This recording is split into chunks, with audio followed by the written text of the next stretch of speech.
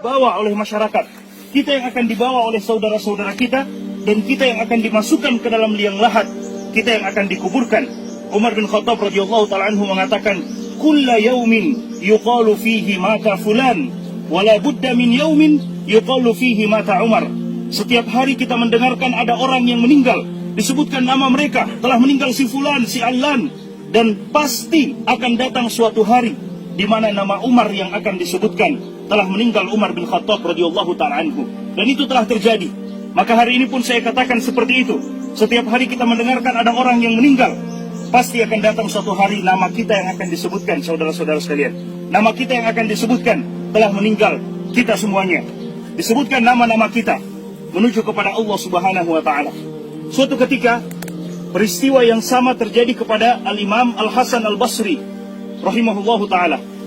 Ketika selesai menguburkan jenazah, ada seorang laki-laki datang yang sekedar ikut menguburkan jenazah. Dia tidak tahu siapa jenazah yang meninggal ini. Maka dia bertanya kepada Imam Al-Hasan Al-Basri, siapa orang yang meninggal ini wahai Imam?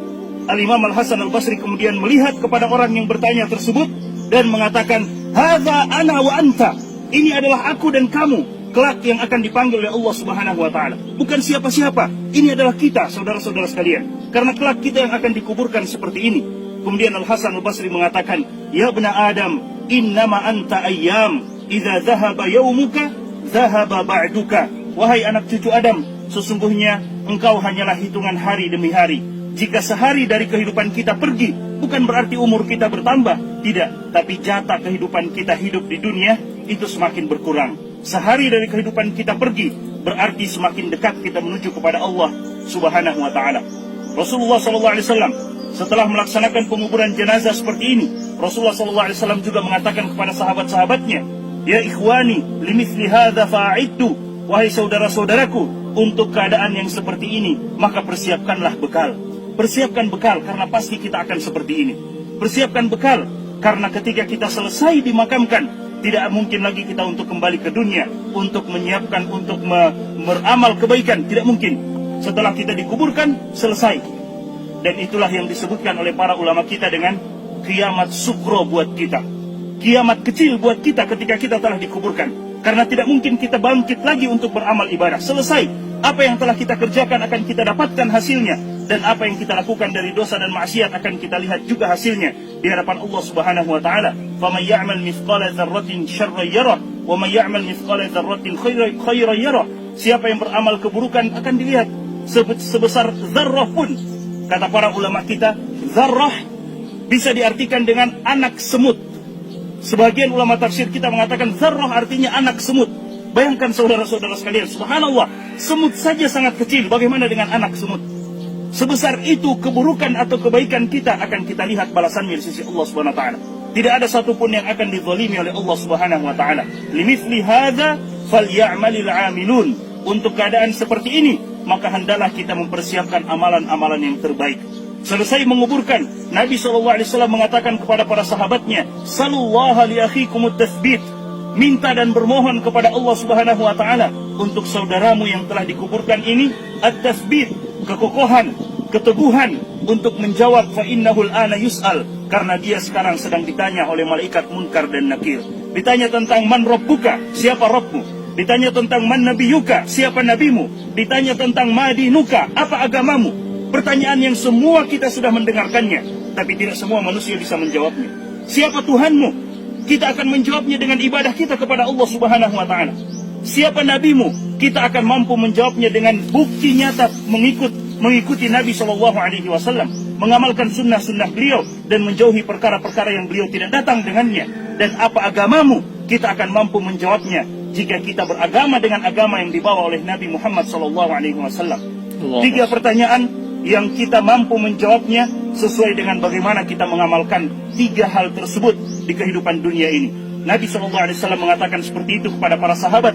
Kemudian Allah Subhanahu wa ta'ala berfirman di dalam Al-Quran, Yuthabbitullahu alladhina amanu bilqawli tsabiti fil hayatid dunya wa fil akhirah. Orang-orang yang beriman, yang teguh dengan keimanannya, yang istiqomah dengan keimanannya, mereka, kata Allah Subhanahu wa ta'ala, Yuthabbitullahu alladhina amanu bilqawli tsabit.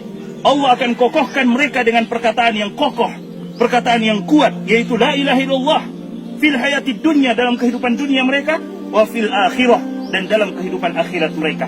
Dan kita semua tahu, kuburan bukan rumah terakhir buat seseorang, tapi kuburan adalah rumah pertama menuju negeri akhirat.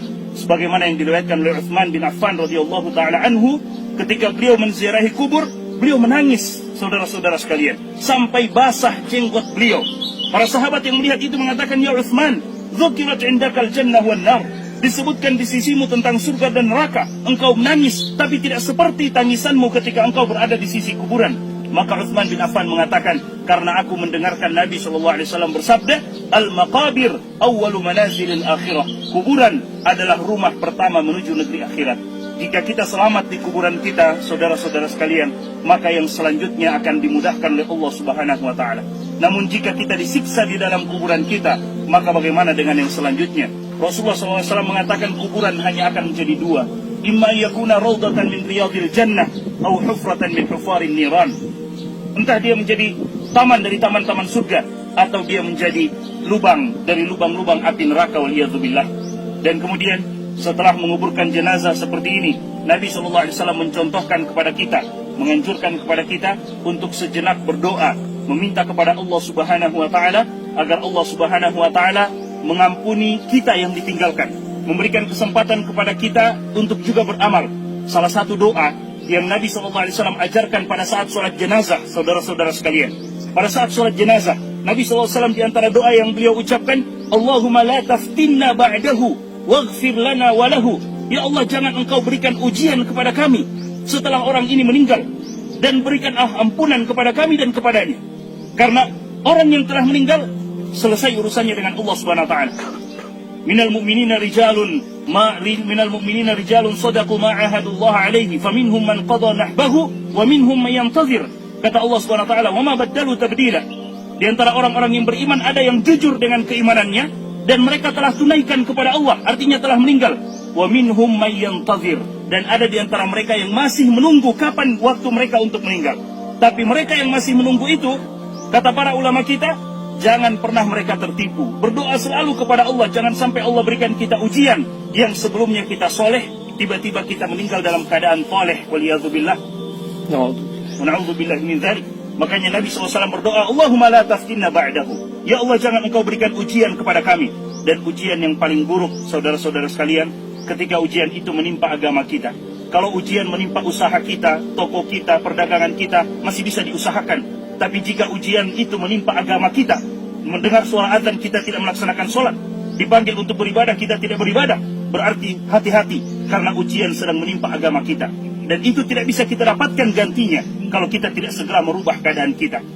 Allah Subhanahu wa taala mengatakan, innallaha la yughayyiru ma biqaumin hatta yughayyiru ma bi anfusihim. Allah tidak akan merubah keadaan kita sampai kita mau merubah keadaan kita untuk menjadi lebih baik, menjadi lebih menghambakan diri kepada Allah Subhanahu wa taala.